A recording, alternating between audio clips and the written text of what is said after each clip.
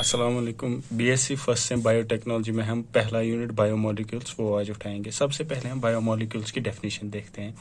Biomolecules are carbon containing compounds present in living system. जो भी living system में carbon containing compounds होते हैं उनको हम बायोमोलिक्यूल्स कहते हैं। चूंकि इनमें कार्बन प्रेजेंट होता है इसलिए हम इनको ऑर्गेनिक कैटेगरी में भी कंसिडर करते हैं, मतलब ऑर्गेनिक केमिस्ट्री से ही डील करते हैं। इसमें बहुत सारे किस्म के मॉलिक्यूल्स आते हैं। इसमें आते हैं हमारे पास में कार्बोहाइड्रेट्स, प्रोटीन्स, ठीक है, फैट्स वगैरह, इसमें बहुत सारे किस्म के आते हैं। आज जो हमारा टॉपिक है वो हम कार्बोहाइड्रेट्स पे, ठीक है। सबसे पहले इसकी ओल्ड डेफिनेशन देखते हैं।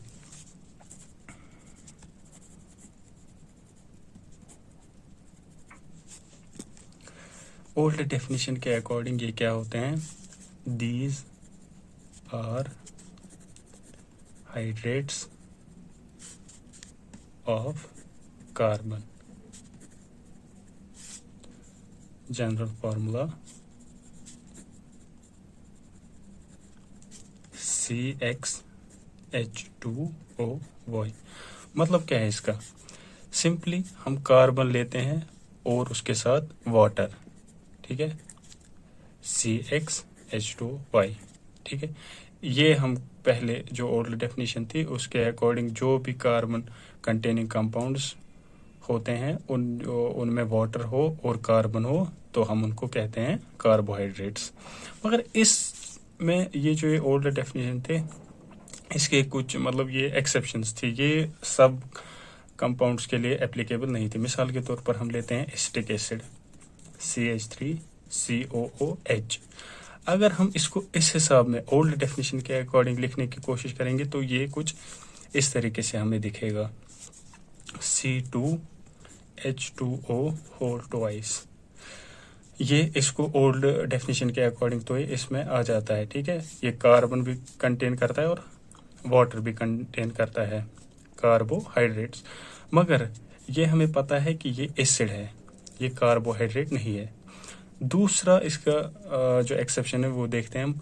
हमारे पास एक शुगर होता है, उसका नाम होता है रैमनोस।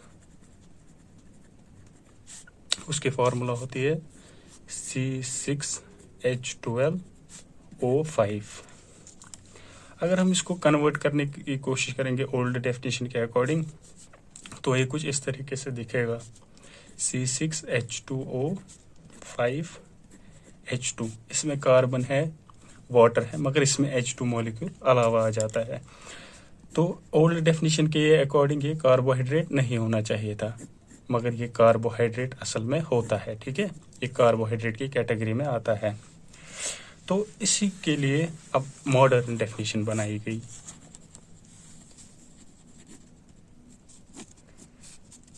वो क्या है? Carbohydrates are optically active polyhydroxy aldehydes और कीटोन्स। ये है मॉडर्न डेफिनेशन। अब हम इसको एक्सप्लेन करेंगे। ये बताती है हमें कि ये पॉलीहाइड्रोक्सी एल्डिहाइड्स और कीटोन्स होते हैं। मतलब क्या है इसमें? ये मिसाल के तौर पे हमारे पास में एक कार्बन चेन है, इसमें हाइड्रोक्सिल ग्रुप्स होंगे बहुत सारे, OH OH। हाइड्रोक्सिल ग्रुप आपको पता है वो OH ग्रुप होता है। और इसमें एल्डिहाइडिक ग्रुप या कीटोनिक एल्डिहाइड ग्रुप होता है ये C+OH, ठीक है। ये हमारे पास में एल्डिहाइडिक ग्रुप होता है।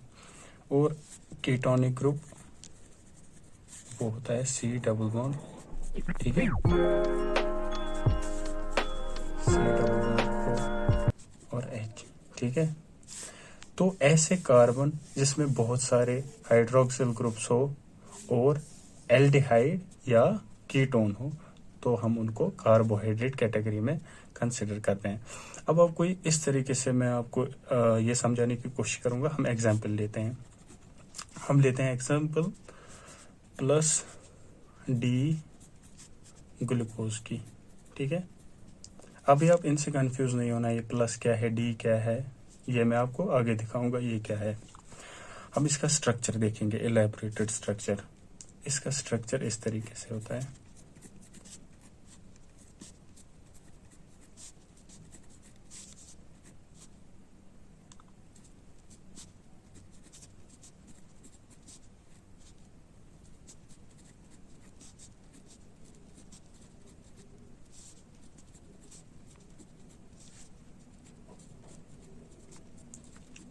अब हम देखते हैं मॉडर्न डेफिनेशन के अकॉर्डिंग ये उस पे खड़ा हो पाता है, मतलब ये उसके अकॉर्डिंग है कि नहीं।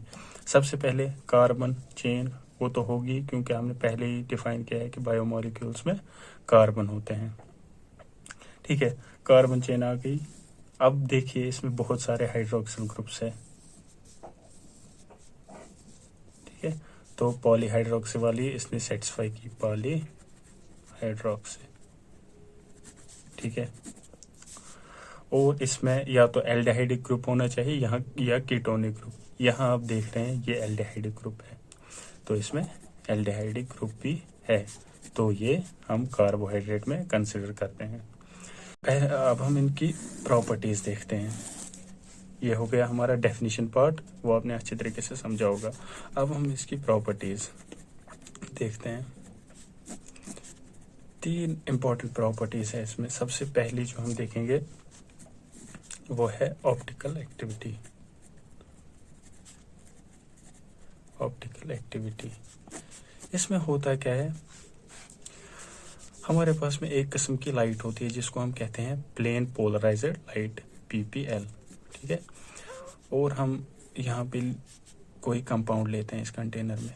जब हम इस पे प्लेन पोलराइज्ड लाइट डालते हैं, ठीक है, ये यहाँ पे प्लेन पोलराइज्ड लाइट, तो ये इसको किसी एंगल पे मोड़ देती है, ठीक है। ये मिसाल के तौर पर ये एंगल है, और ये भी यहाँ से भी, ये ऐसे भी इसको मोड़ सकता है, ऐसे भी मोड़ सकता है। इसी फिनोमेना को, जिसमें प्लेन पोलराइज्ड लाइट किसी कंपाउंड के पास होने में डिवेट, मतलब एक एंगल पे मुड़ जाएगी, तो हम इसी फिनोमेना को कहते हैं ऑप्टिकल एक्टिविटी। और देखा गया कि ये जो कार्बोहाइड्रेट्स होते हैं ये इस फिनोमेना को शो करते हैं। अब देखें कि इसमें भी इसके अकॉर्डिंग फिर हमारे जो कंपाउंड्स है उसके 2 टाइप्स बन जाते हैं। अगर राइट की तरफ पीपीएल मुड़ गई तो हम उसको प्लस साइन से, या हम कहते हैं उसको डेक्स्ट्रो रोटेटरी। और अगर लेफ्ट की तरफ पीपीएल को मोड़ दे तब हम उसको माइनस साइन यूज करते हैं, ठीक है। अब आ गया होगा आपको समझिए प्लस साइन क्यों आई। डी एक नेमिंग के रिलेटेड है, वो आगे पढ़ेंगे। इसीलिए जो लेफ्ट, अगर लेफ्ट साइड से प्लेन पोलराइज्ड लाइट को मोड़ देगा तो हम इसको माइनस साइन लगा देते हैं और कहते हैं लीवो रोटेटरी, ठीक है। हो गई एक प्रॉपर्टी। दूसरी जो प्रॉपर्टी है वो होती है हमारे पास में हाइड्रोलिसिस। इसका मतलब क्या है, हमारे जो ये कार्बोहाइड्रेट्स है ये वाटर की प्रेजेंस में टूट जाते हैं और स्मॉल मोनोसैकेराइड्स या डाइसैकेराइड्स में कन्वर्ट हो जाते हैं। एग्जांपल के तौर पे आपको मैं सुक्रोज हम लेते हैं, ठीक है। जब हम इसकी हाइड्रोलिसिस करते हैं, हाइड्रोलिसिस वाटर से होती है, वाटर में हम इसको डालते हैं तो ये ग्लूकोज प्लस फ्रुक्टोज में कन्वर्ट हो जाती है। इनके बारे में, फैक्टोज के बारे में अभी डिटेल से पढ़ना है, ग्लूकोज के बारे में डिटेल से पढ़ना है। ये जैसा अभी हम प्रॉपर्टी बता रहे हैं कि इनमें ऐसा हो सकता है। इसी तरीके से हमारे पास स्टार्च है, उसकी भी हम हाइड्रोलिसिस कर सकते हैं और वो ग्लूकोज में कन्वर्ट हो जाएगा, ठीक है। इसी तरीके से हमारे पास है लैक्टोज, वो ग्लूकोज प्लस गैलेक्टोज में कन्वर्ट होता है। अब तीसरी प्रॉपर्टी हम देखेंगे म्यूटा रोटेशन।